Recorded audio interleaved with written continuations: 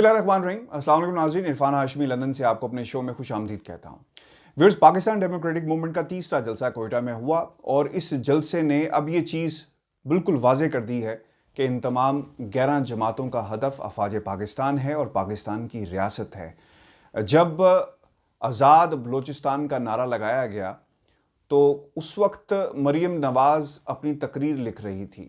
ना उन्होंने कंडेम किया अपनी तकरीर के अंदर, ना ही कंडेम किया गया किसी दूसरे इत्तेहादी की तरफ से जो इस प्लेटफॉर्म पे इकट्ठे हुए हैं अपनी सियासत को बचाने के लिए, करप्शन को बचाने के लिए। व्यूअर्स, आप अफवाज पाकिस्तान के बारे में जितनी मर्जी हर्जा सराई करें, उन्हें मलायन करने की कोशिश करें, लेकिन एक बात वाजे हो गई आज इस शो के बाद कि पाकिस्तान पीपल्स पार्टी की आमिरों से जो नफ़रत है उसकी बुनियादी वजह जुल्फ़िकार अली भुट्टो की फांसी है। लेकिन उससे पहले क्या हुआ, पाकिस्तान पीपल्स पार्टी भूल जाती है कि अयूब खान फील्ड मार्शल किस तरह जुल्फ़िकार अली भुट्टो ने उनका कैंप ज्वाइन किया, बहुत सारी मिनिस्ट्रीज़ भी उनको मिली, फॉरेन मिनिस्टर भी रहे और फिर उन्होंने जब रास्ते जुदा हुए तो अपनी पार्टी पाकिस्तान पीपल्स पार्टी बना ली। लेकिन उनकी जो लॉन्च हुई थी सियासत में वो अयूब खान की मरहून मिन्नत है। पाकिस्तान पीपल्स पार्टी इसको भूल जाती है, मुस्लिम लीग नून ज़ियाउल हक को भूल जाती है।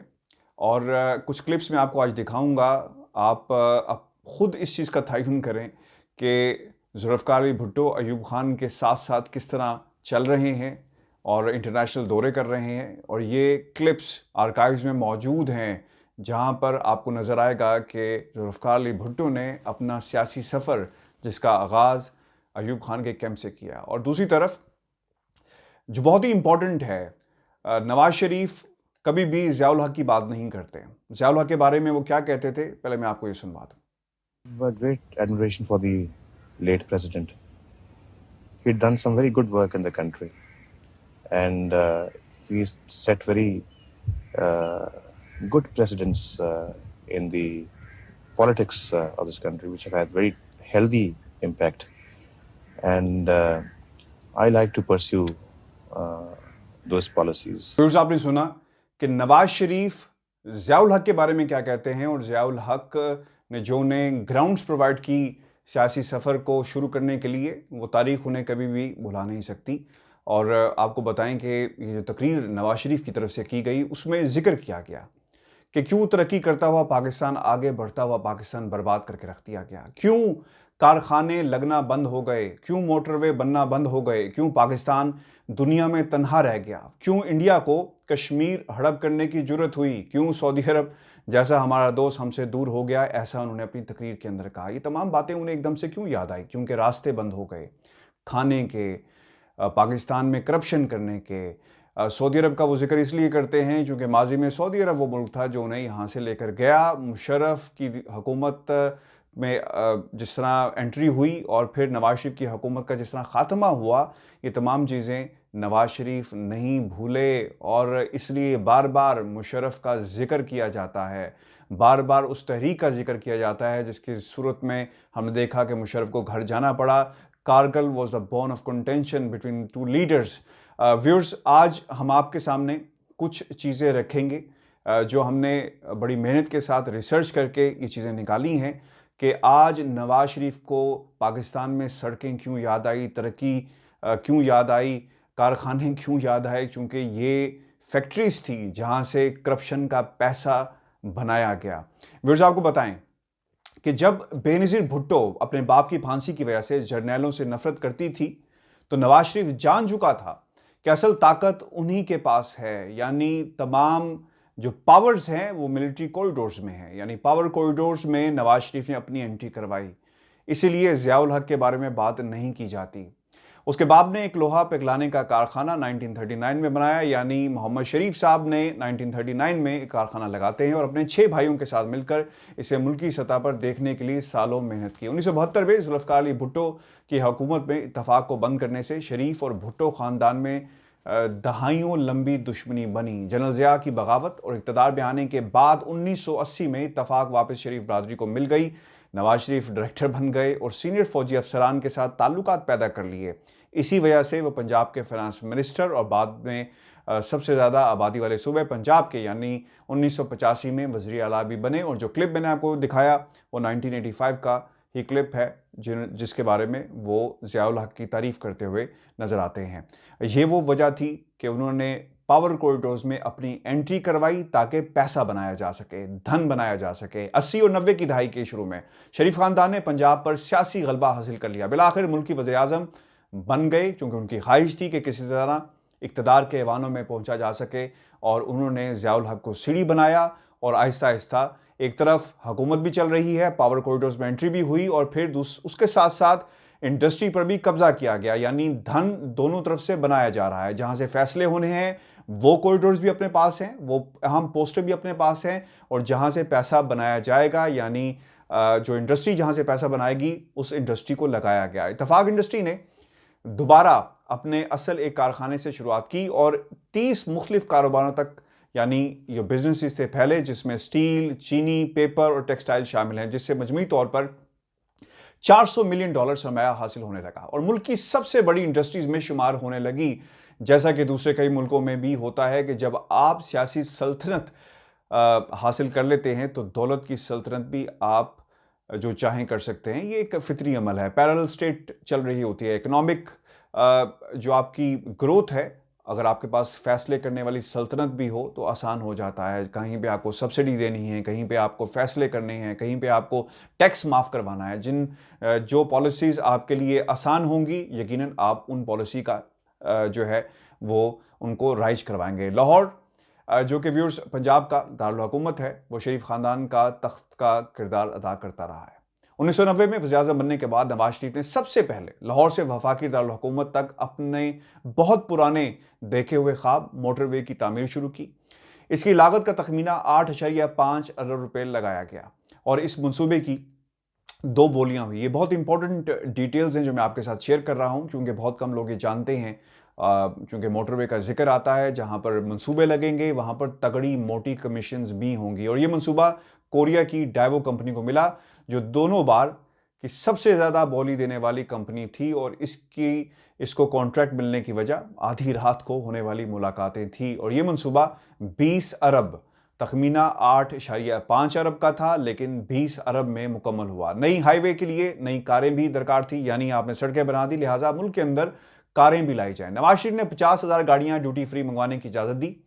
पाकिस्तान को कस्टम्स ड्यूटी की मद में $700 मिलियन का नुकसान हुआ। बैंकों को इस बात पर मजबूर किया गया कि वो 10% एडवांस पर टैक्सी ड्राइवरों को इन गाड़ियों के लिए कर्जा फराहम करें, चूंकि आवाम तक एक चीज़ पहुंचानी थी कि हमने आपका ख्याल किया, देखें हम आपके लिए रोज़गार लेकर आए हैं। टैक्सीज़ एक जो बिज़नेस पाकिस्तान के अंदर शुरू हुआ, वो लोग जो जानते हैं कि 90 की दहाई में आपको याद होगा कि येलो पीली टैक्सियाँ पाकिस्तान में बहुत ज़्यादा तादाद में सड़कों पर आई, लेकिन नुकसान बहुत ज़्यादा बैंकों को उठाना पड़ा। इनमें से 60% लोगों ने ये कर्ज वापस नहीं किया। इनकी वजह से बैंकों को $500 मिलियन के कर्ज वापस नहीं मिले। गाड़ियों के डीलर्स ने लोगों को खूब लूटा और इस बात का इजहार भी अपने तरीके से किया। नवाज शरीफ की हुकूमत में बैंकों के कर्जों वापस ना करना और टैक्स चोरी अमीर होने की 2 बड़े जरिए थे। यानी आपने कर्जा लिया, माफ़ करवा लें, टैक्स चोरी करें और पैसा बाहर भेज दें। इसकी हुकूमत ख़त्म होने पर बाद में कर्जदारों की लिस्ट शाया की।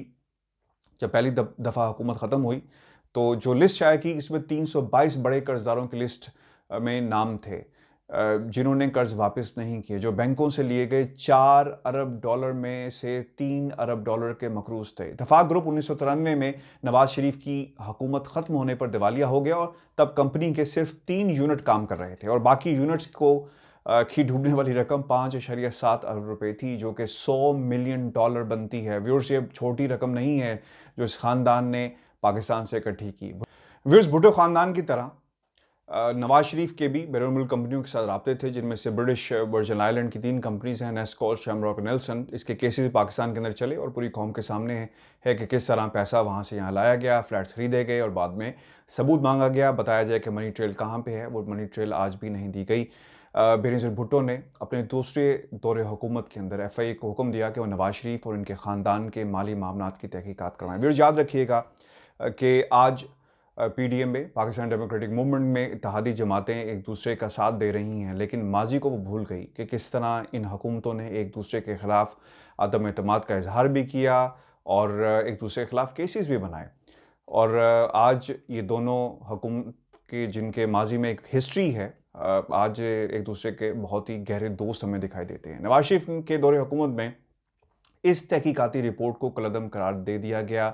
रहमान मलिक को 1 साल के लिए जेल जाना पड़ा। इसके बाद रहमान मलिक पर कातलाना हमला हुआ जिसमें महफूज रहे और बाद अज़ां लंदन चले गए। रहमान मलिक की रिपोर्ट जिसको तैयार होने में 5 साल लगे, इसको 1988 में जारी किया गया, जिसने बहुत बड़े धमाकेदार राज खोले हैं। रहमान मलिक को ये टास्क दिया गया था बेनज़ीर भुट्टो की तरफ से कि रिपोर्ट तैयार की जाए। रहमान मलिक साहब कहते हैं कि गवर्नमेंट के रिकॉर्ड में मौजूदा कागजात, पाकिस्तानी सरकारी एहलकारों के दस्तखत शुदा फाइलों और जायदाद की तफसीलात से और मुआहदों की तफसीलात से ये बात साबित होती है कि शरीफ फैमिली और उनके सियासी रफ़का ने फ़वाइद हासिल किए। नवाज शरीफ के आबाई शहर लाहौर से दारुल हुकूमत इस्लामाबाद तक बनने वाली मोटरवे से $160 मिलियन अपनी जेबों में डाले गए।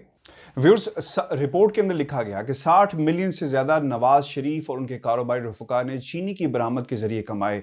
आज पाकिस्तान के अंदर चीनी माफियाज की बात की जाती है, आटा माफियाज की बात की जाती है, उनकी रूट्स यहाँ से शुरू होती हैं। अमेरिका, कनाडा से दरामद की गई गंदम से जायद कीमत, यानी जो सौदे हुए, कीमत कुछ और थी और जो शो की गई वो कुछ और थी। नवाज शरीफ की गवर्नमेंट ने गंदम के सौदे में उनके वाशिंगटन में मौजूद जो करीबी अजीज थे उनको मार्केट से ज़्यादा कीमत की गलत रसीदें बनाकर सैकड़ों मिलियन डॉलर का फ़ायदा दिया। ये रिपोर्ट्स के अंदर लिखा हुआ है। हुकूमत को मौसूल होने वाली रिपोर्ट्स के मुताबिक इनकी करप्शन का हुजम इतना ज़्यादा है कि इससे मुल्क की इज्जत और वकार दाव पर लग गया। यानी करप्शन बहुत ज़्यादा थी, इसके चर्चे बाहर भी होने लगे। आज वो बड़े आसानी के साथ कह देते हैं कि पाकिस्तान में माफियाज मौजूद हैं, चीनी के माफियाज मौजूद हैं, लेकिन ये माफियाज जो कई दहाइयों से मौजूद हैं इस पर कोई बात नहीं करता। एक इंटरव्यू में रहमान मलिक ने यह भी कहा कि पाकिस्तान के किसी और हुक्मरान ने इतनी ज़्यादा दौलत बैंकों से नहीं लूटी, पाकिस्तान में कानून नाम की कोई चीज़ मौजूद नहीं। नवाज शरीफ की दूसरी हुकूमत के खात्मे की वजह उनकी तमाम इख्तियारात को आमराना तरीके से हासिल करने की कोशिशें बनी। हमने वीडियो के शुरू में आपको बताया था कि हमेशा वो मुशर्रफ के खिलाफ क्यों रहे, तो रीज़न जो टाइम लाइन है वो मैं आपके सामने पेश कर देता हूँ कि 1997 में नवाज शरीफ ने एक कानून पास करवाया जिसके तहत पार्लियामेंट के मेंबरान अपनी पार्टी लीडर की मर्जी के बगैर वोट नहीं दे सकते। 1998 में नवाज शरीफ ने एक शरई बिल नाफिज किया जिसके तहत अपनी तरफ से कोई भी हुक्मनामा इस्लाम के नाम पर जारी कर सकते थे। 1999 में नवाज शरीफ ने army chief staff general Pervez Musharraf को ओहदे से हटाकर अपने एक हवारी को इस ओहदे पर लगाकर फौज को मुट्ठी में लेने की कोशिश की। ये वो वजह बनी जिसका जिक्र हमने पहले भी किया कि दोनों के दरमियान दूरियां क्यों पैदा हुई और फिर नवाज शरीफ को घर जाना पड़ा। वो 1980 की दहाई में सीखे हुए सबक को भूल गए कि पाकिस्तान के अंदर फ़ौज का क्या मकाम है और सियासत के अंदर फ़ौज की क्या इन्वॉल्वमेंट है। जब मुशर्रफ श्रीलंका से पाकिस्तान आ रहे थे, रास्ते में ही मुशर्रफ को माजूल कर दिया गया और पीआई की फ़्लाइट जिसमें 200 आम लोग भी मौजूद थे को कराची उतरने से रोक दिया गया। मुशर्रफ ने दुबई से अपने कराची के कमांडर को हुक्म दिया कि वो एयरपोर्ट कंट्रोल टावर का कंट्रोल संभाले और जब जहाज़ का तेल ख़त्म होने के करीब था तो फ़ौज ने कंट्रोल संभाल लिया। मुशर्रफ ने बसात पलट दी और उसके इक़्तिदार पर कब्जा हो गया। नवाज शरीफ को घर जाना पड़ा और वो जेल चले गए। मुशर्रफ ने नवाज शरीफ पर मुकदमा चलाया और जुर्म साबित होने पर उम्र कैद की सज़ा सुनाई गई और फिर 2000 में नवाज शरीफ को सऊदी अरब जलावतन कर दिया गया। इसके और ये भी बहुत इंपॉर्टेंट चीज़ है यहाँ पर मेंशन करना कि नवाज शरीफ के हमरा कालीनों और फर्नीचर्स के जो कंटेनर्स थे उनकी तादाद 22 बताई जाती है जो वो बैरून मुल्क लेकर गए, क्योंकि पैसा वहाँ पर मौजूद था और वहाँ पर यानी सऊदी अरब में जिस महल में उन्हें ठहराया गया वहाँ पर हर चीज़ मौजूद थी, ज़रूरत की और अय्याशी की। मैं इसे ज़रूरत इसलिए नहीं कहूँगा क्योंकि अगर एक शख्स को महल में ठहराया जाएगा तो वहाँ का क्या माहौल होगा, इस पर ज़्यादा तबसरा करने की हमें ज़रूरत नहीं है। लेकिन आपको ये बता दें कि जब बेनज़ीर बाहर थी, नवाज शरीफ साहब भी बाहर थे, तो एक दूसरे को कॉल करते और दोनों मातम करते कि उनको किस तरह एक नाइंसाफ़ी के साथ मुल्क से निकाल दिया गया। व्यूअर्स, ये डिटेल्स हैं इस पूरे वाक़े की जिसका ज़िक्र पीडीएम के जलसों में किया जाता है। फ़ौज को हदफ बनाया जाता है और नवाज शरीफ को बार बार तरक्की क्यों याद आती है, कारखाने क्यों याद आते हैं, सड़कें क्यों याद आती हैं। इसकी बुनियादी वजह वो रास्ते थे, वो चोर दरवाजे थे जो हमेशा के लिए बंद हो गए, जहां से वो बैठकर माल बनाया करते थे, और शायद अब इन दोबारा पावर कॉरिडोर्स में उनका आना नहीं होगा। व्यूअर्स, ये हमारी आज की वीडियो थी। आज किसी व्यूअर ने हमसे कहा था कि आप अपना तज्जिया पेश किया करें। हमारा, क्योंकि आपके सामने कभी भी हम मुखातिब हो सकते हैं, और हमारी कोशिश होती है कि 24 घंटों में कम से कम हम 2 दफ़ा आपके साथ रब्ता करें, वीडियोस अपनी अपलोड करें। लेकिन शाहीन सुबाही साहब को लाने का मकसद ये था कि एक डिफरेंट ओपिनियन भी आपके सामने आए। एक वेटरन जर्नलिस्ट क्या सोचते हैं पाकिस्तान के हालात के बारे में। व्यूअर्स, अब ये बात तय है कि पीडीएम में मौजूद जितनी भी जमातें हैं उनका सियासत में कोई मुस्तकबिल नहीं है, क्योंकि आज रियासत को तोड़ने की बात हुई है। और ये जलसा यकीनन एक बीजेपी का जलसा लग रहा था, पाकिस्तान डेमोक्रेटिक मूवमेंट का जलसा कम लग रहा था, क्योंकि वहाँ पर आज़ाद बलूचिस्तान के नारे भी लगाए गए हैं।